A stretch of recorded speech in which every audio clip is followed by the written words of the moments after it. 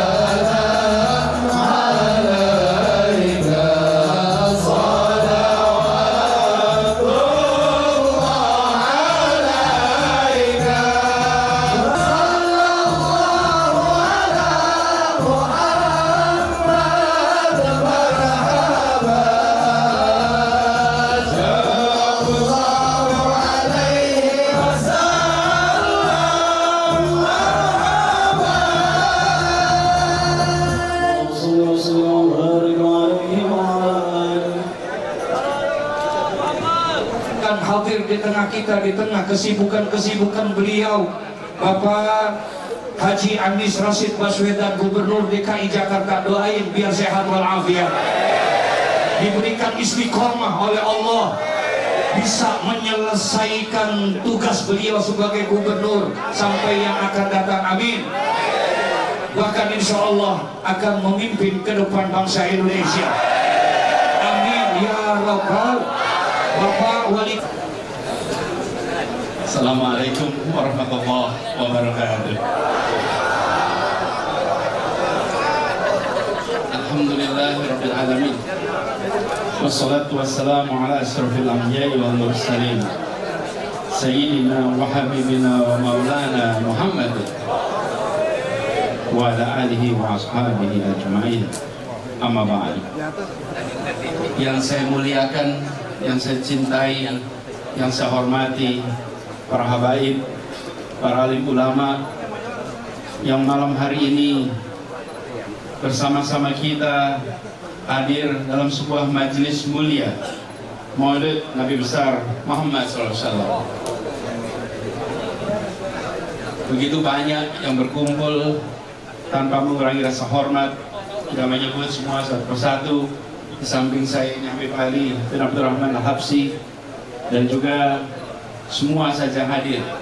Yang saya hormati Kiai Haji Lutfi Zawawi, Sohibul Bait, Sohibul Hajat, sekaligus juga Ketua Forum Ulama Habaib DKI Jakarta, sekaligus pimpinan Majelis Syarif Hidayatullah, Pak Wali Kota, Pak Camat, dan seluruh jajaran serta para jamaah Majelis Syarif Hidayatullah yang dirahmati Allah. Alhamdulillah, kita bersyukur malam hari ini suasana Jakarta cerah, suasana Jakarta teduh. Insya Allah memberikan penanda bahwa malam ini malam yang penuh keberkahan. Dan majelis ini juga demikian.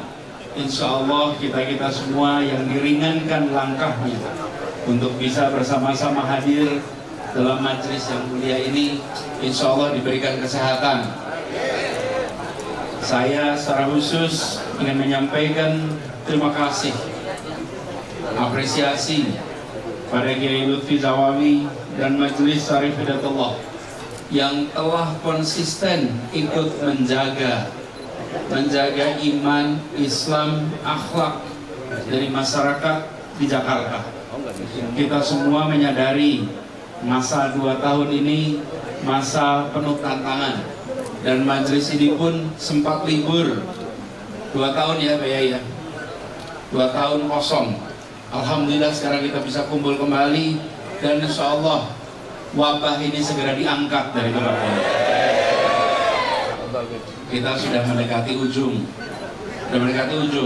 tapi udah mau ke ujung, nongol Omikron.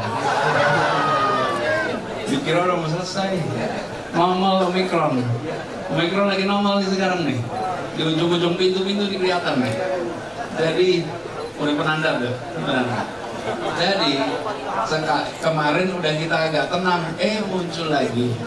Tapi yang sekarang ini, alhamdulillah tidak seberat seperti kemarin bulan Juni.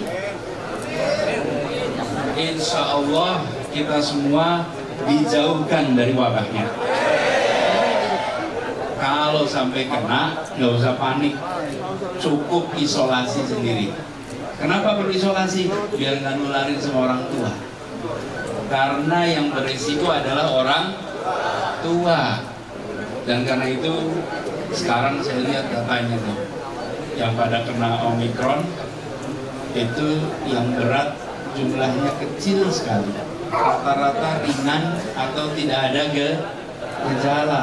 Tapi bukan berarti protokol kesehatannya dilewatin. Tetap ikut protokol. Tapi aku udah bosen dikasih tahu protokol kesehatan, udah capek ikutin protokol kesehatan.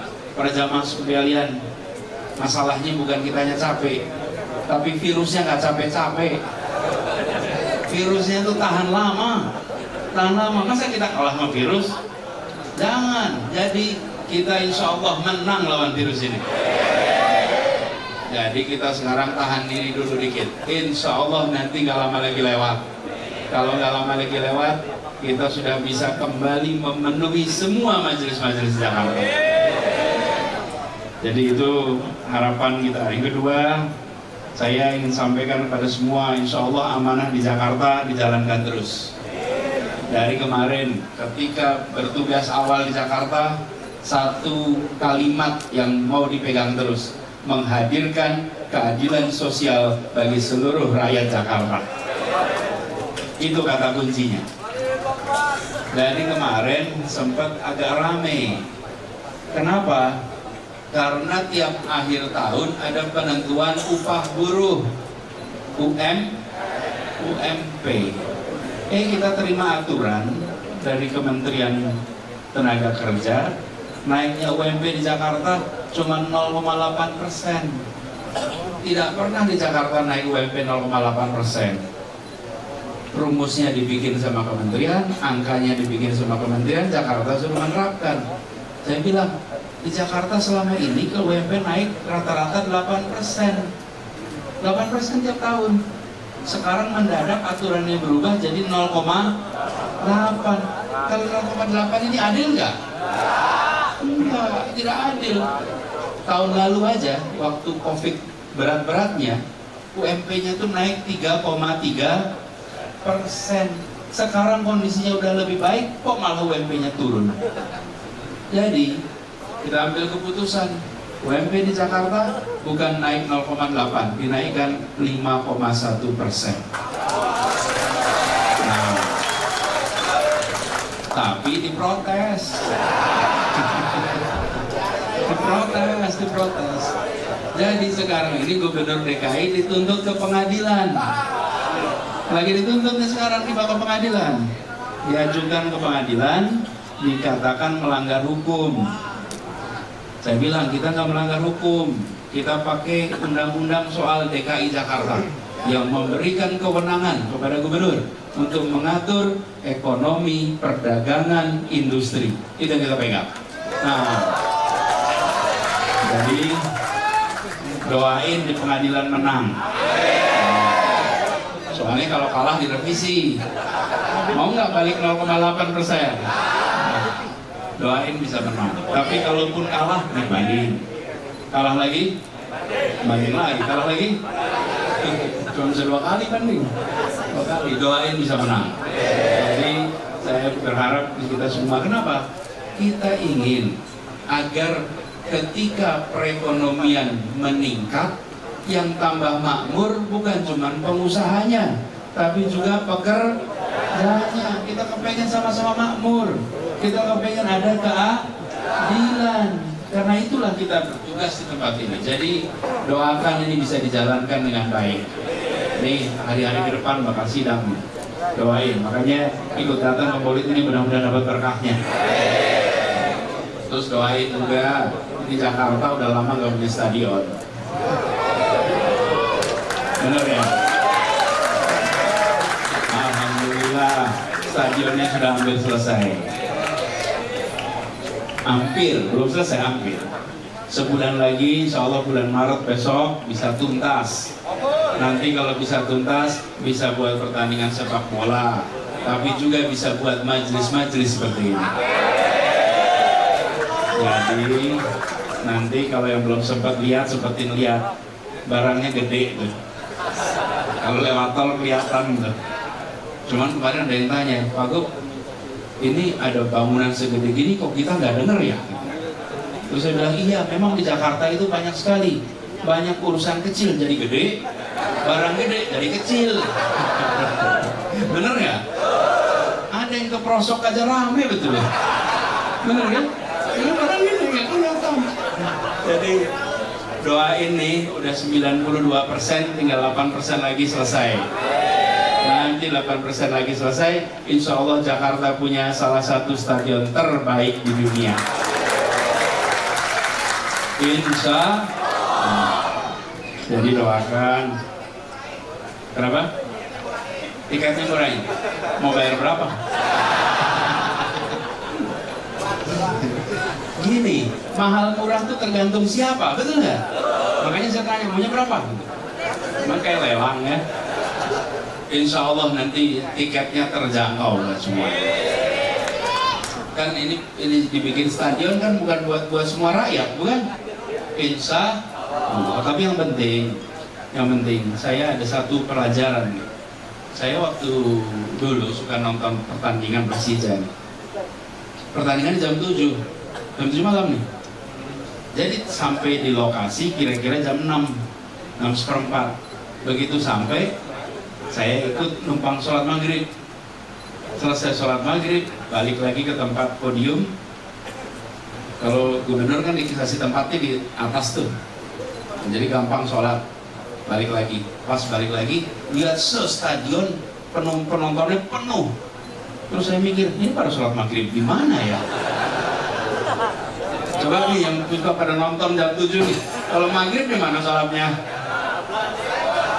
Ayo, hah? Iya, semuanya ngaku musafir. Mas safar dari mana? Jadi pada jamak kosor, betul nggak tuh? Pada di jamak sholatnya.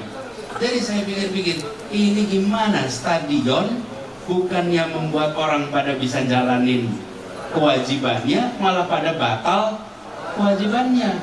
Kenapa bisa gitu? Karena pertandingannya selalu jam 7 malam. Kenapa pertandingan jam 7 malam? Karena kalau jam 12 siang kepanasan. Kenapa nggak bisa pertandingan siang?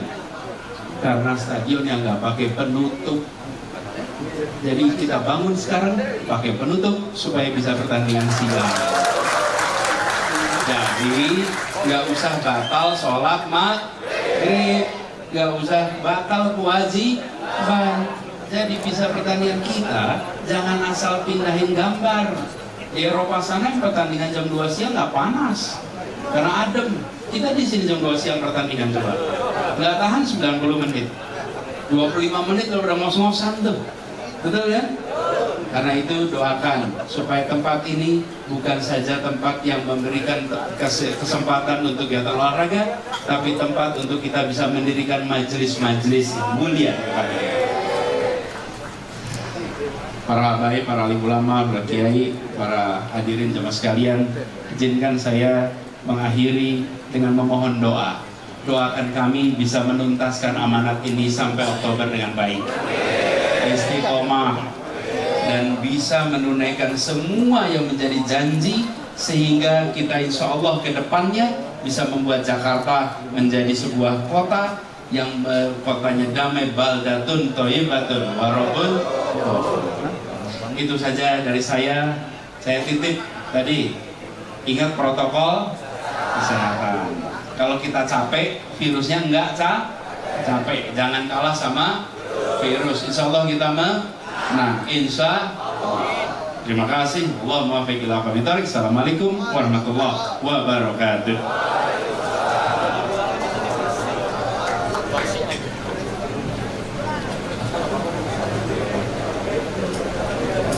Jazakumullah khairan katsiran. Alhamdulillah, summa alhamdulillah. Baru saja sama kita dengarkan sambutan dan arahan dari Bapak Gubernur Provinsi DKI Jakarta, Bapak Haji Anies Rashid Baswedan. Doakan mudah-mudahan beliau senantiasa dalam perlindungan Allah Subhanahu wa Ta'ala.